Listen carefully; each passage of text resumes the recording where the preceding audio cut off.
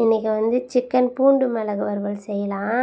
நான் வந்து மிளகு எடுத்து வச்சு நல்லா நசுக்கிக்கிறேன். அது கூடவே பூண்டையும் சேர்த்துக்கிறேன். பூண்டையும் சேர்த்து நல்லா தட்டிக்கலாம். நல்லா தட்டிட்டேன். இப்போ கடாய் வச்சு எண்ணெய் ஊற்றிக்கலாம். எண்ணெய் ஊற்றிட்டேன். இப்போ வந்து நம்ம சிக்கனை சேர்த்துக்கலாம். நான் வந்து 1/2 கிலோ சிக்கன் எடுத்துருக்கேன். 1/2 கிலோ சிக்கனையும் சேர்த்துக்கிறேன். சிக்கனை சேர்த்துட்டு நல்லா கலந்து விட்டுக்கலாம். இப்போ நல்லா கலந்து விட்டுட்டேன். இப்போ வந்து நம்ம கருவேப்பிலை சேர்த்துக்கலாம். கருவேப்பிலை சேர்த்துட்டு நல்லா கலந்துடலாம். நல்லா கலந்துட்டேன். இப்போ வந்து சிக்கனுக்கு தேவையான அளவுக்கு மஞ்சள்தூள் சேர்த்துக்கிறேன். மஞ்சள்தூளும் சேர்த்துட்டேன். இப்போ வந்து உப்பு, சிக்கனுக்கு தேவையான அளவுக்கு உப்பு போட்டு நல்லா கலந்து விட்டுடலாம். எண்ணெயிலே ஒரு 2 நிமிஷம் அப்படியே இருக்கட்டும். அப்போ தான் அதோட பச்சை வாசனையெல்லாம் போகும். இப்போ வந்து நம்ம தட்டி வச்ச பூண்டு மிளகையும் சேர்த்துக்கலாம்.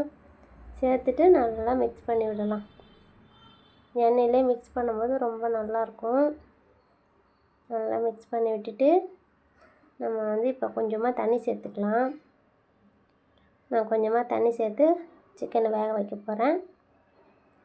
இப்போ தேவையான அளவுக்கு தண்ணி ஊற்றிக்கிறேன்.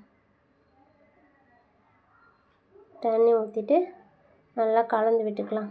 கலந்து விட்டுட்டு ஒரு மூடி போட்டு மூடி வச்சிடலாம். நல்லா மூடி வச்சுட்டேன். சிக்கனும் இப்போ நல்லா வெந்துடுச்சு. இப்போ வந்து கலந்து விட்டுடலாம். தண்ணியும் கொஞ்சம் நல்லா வற்றிடுச்சு.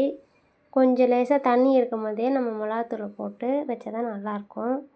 நான் வீட்லேயே அரைச்ச குழம்பு மிளகாத்தூள் 1 ஸ்பூன் சேர்த்துக்கிறேன்.